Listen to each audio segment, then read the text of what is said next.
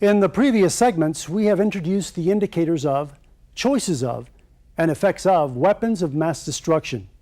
In the following segment, we will consider a scenario of an event which has occurred and what you could and should do. Your first action is to call for assistance. Secondly, as hard as it may be, you need to keep yourself from becoming a victim of the incident. How can you help people if you are unconscious? While you are not a trained first responder, it is useful to know what those first responders will need and how you can contribute to everyone's safety. After the segment, there will be time for discussion. At the end of the segment, you will be able to 1. Describe whom you would notify in the case of a weapons of mass destruction incident. 2. Isolate or evacuate persons. And 3. Be able to know how to protect yourself so you don't become a victim. The first stage of action for you is to notify first responders and your superiors according to your post orders. Use a landline if at all possible. Since you already know very well how your site is organized, selecting the safest approach route for the first responders should be possible for you. Your first priority is life, your own and everyone else's. Incident management means preventing a problem from becoming even more serious. Be prepared to answer questions that the first responders will ask about the incident. As you are calling for assistance, stay on the line after the dispatcher has gathered all necessary information or until it gets to be unsafe for you to stay there. The first issue in the aftermath of a WMD attack is whether to shelter people in place or to give orders to evacuate. Your post orders will tell you who has the authority to order an evacuation. In helping law enforcement and other first responders with this stage, you are performing an important function.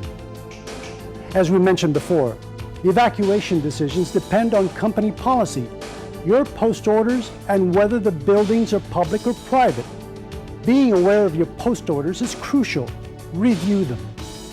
If you don't have your post orders, ask your supervisor for them. The decision to shelter in place versus evacuation depends on accurate assessment of the situation and has many variables that must be considered. If the situation involves hazardous materials, you should first take careful note of the wind direction.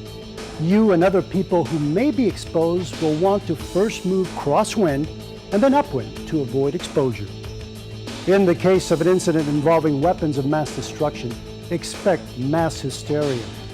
The more order and calm reassurance you can provide, the better. Help as much as you can. Consider the possibility of secondary devices and try not to move anything. Stay alert about possible suspicious activity and articles that don't belong. Focus on protecting evidence as well as victims. You cannot help others if you are unable to function, so your self-protection is essential.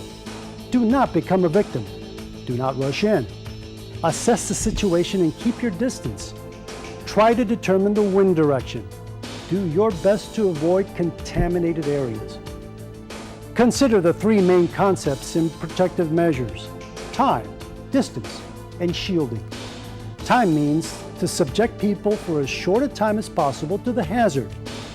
Time is of the essence to save lives. Time also means the danger will lessen the more time passes.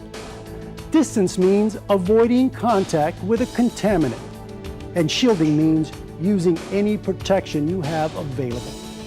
In conclusion, your first task is always to notify the proper authorities while keeping yourself safe. Secondly, to help the victims as much as possible, try to put as much time and distance between them and the danger as you can. Finally, shield yourself and the persons in your area from the hazards using any physical means you have available. Your calm and reassuring presence will help. At this point, please return to the main menu and turn to Activity 7 in your workbook.